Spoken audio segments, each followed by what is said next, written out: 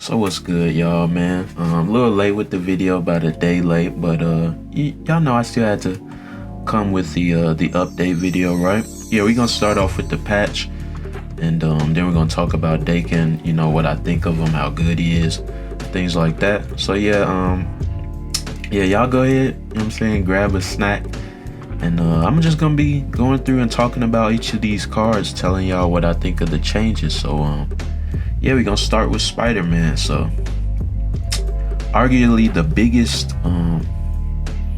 biggest change, right? So as we know, he used to be 5'4", now he's 3 and 5. On top of that, they changed his ability, and yeah, let's talk about it. So obviously we know his old ability, block the location off for the next turn, but his new one is on reveal, move to another location and pull an enemy card from here to there. So I want to scroll down, see why they, you know, like what they were thinking with this. I don't think it's a good change, to be honest, but yeah, let's read, and then I'll give you guys my thoughts. So developer note.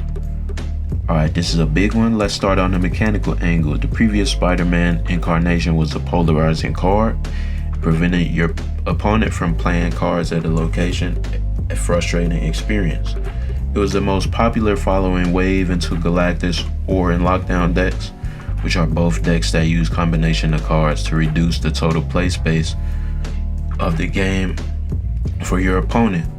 We want some of that. The game needs a variety of strategies, but we don't want those decks or even one of those cards to be the best in the game. Our best card should be cool and awesome. But you know who is cool and awesome? Spider-Man. Blah blah blah. Whatever. We don't take this kind of rework to a card lightly, so we're happy to hear your feedback through all the usual channels. We don't intend to start suddenly remaking tons of cards, but understand your feeling, blah blah blah. So basically, they're saying they thought Spider-Man was lame, which he was, right? I don't know, they probably saw that Tom Holland clip and you know what I mean. But as far as the change, I think it's a pretty bad change, to be honest. He can fit in with move decks now. Like, it kind of makes sense because, you know, they had Ghost Spider on move decks, they had 2099 on move decks, but I feel like it wasn't necessary, right? Like Spider-Man, like Spider-Ham, and then Spider-Woman all weren't move deck cards. On top of that, like, somebody give me a good reason to use this new Spider-Man over Polaris, right?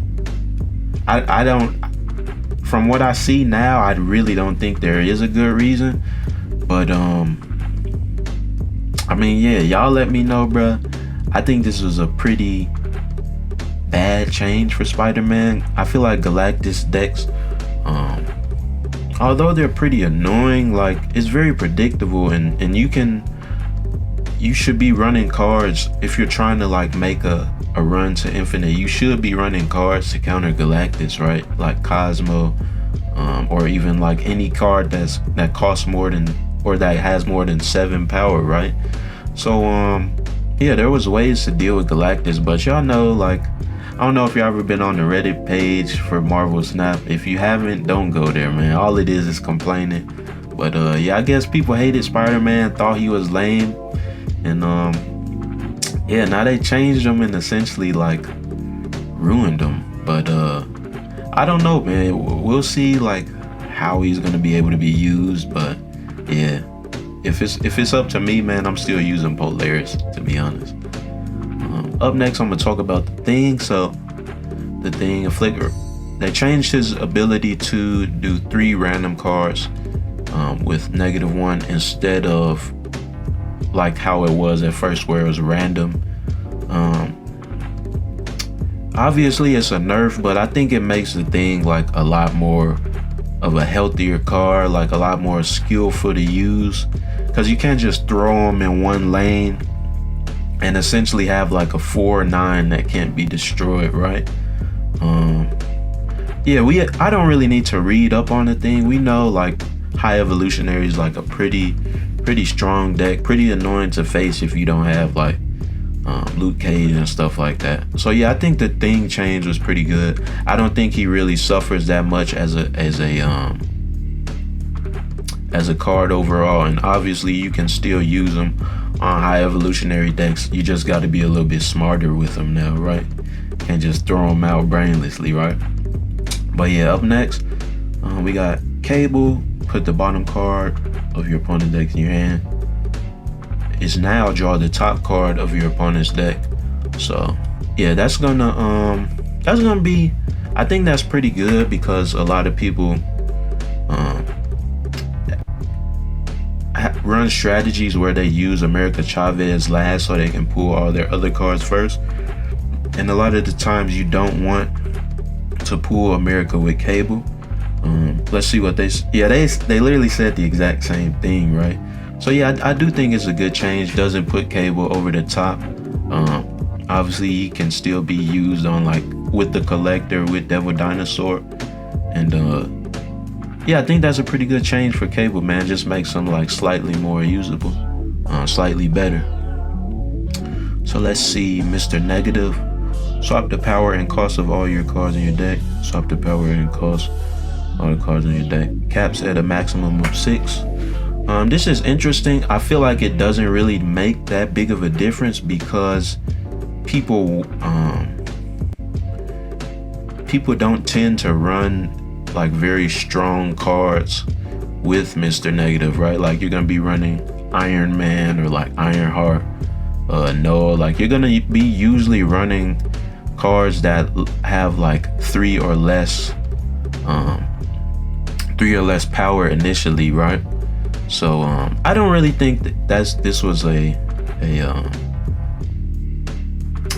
big change. What's the word I'm looking for? Like it's not gonna make a difference, if that makes sense, right? And then yeah, that's all I got to say on Mr. Negative, to be honest. Up next we got Rogue. Change her from Steel Ongoing ability to now also triggers on reveals if the copy card had an ongoing. So I haven't really interacted with Mystique since they made that change, like using Rogue to steal Mystique. But I assume that there was like some sort of a bug where she couldn't steal from Mystique because it was like an on reveal. So I guess it's just like a bug fix. Let's see what they said. As mentioned, we changed Mystique. Yeah, it's pretty much a bug fix. Yeah, Rogue was already pretty solid. Just fixed her card. Not really much to say on Rogue. And then last week we got Magic. It was you can't play her on turn 6 to now it doesn't work after turn 5. It's essentially the same, except you're now able to play Magic after turn 5, but you just won't trigger the ability. I don't really think. Actually, it's a effective change because it's a slight buff, right? Because now you're able to like throw her out on the last turn to get that extra 2 power. It didn't really change your ability; it just allows you to play her in really like weird situations. So yeah, it's just a small buff, man. Everybody's running Magic anyway, so I don't really think that's gonna make too big of a difference. Yeah, just like a nice quality of life change, right? Let's see if there's any more updates aside from the cards. So they got a couple of bug fixes. Yeah, nothing too crazy. And then lastly, yeah, I'm gonna talk about Dakin, then I'm gonna get up out of here, yeah.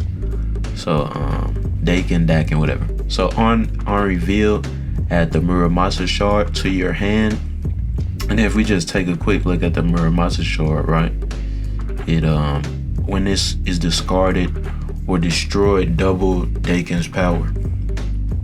So I think it's a really interesting card, man. Obviously, y'all have seen like people using that that Swarm plus like Kali and Wing Apocalypse, like just using him on the discard style of team. It would be interesting to see like how people figure out ways to incorporate him into like destroy decks. Like you might be able to use Dakin over Sabretooth, something like that, right?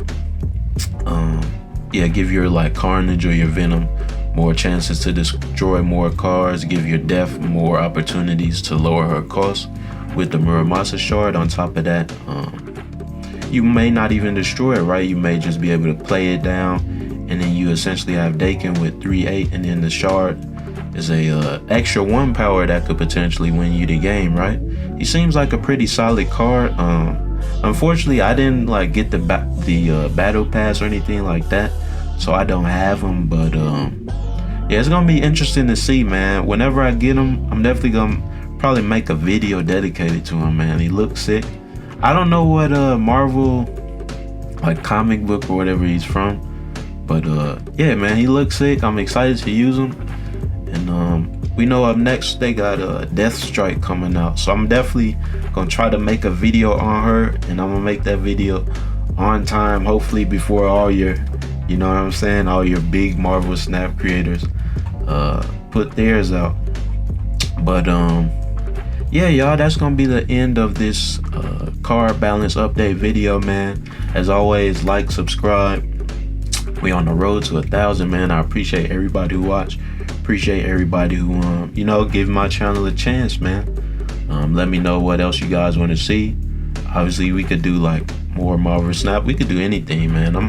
I'm you know, this channel's still like relatively new, only a week old, open to like new ideas and all that, man. So I'll see y'all next time though.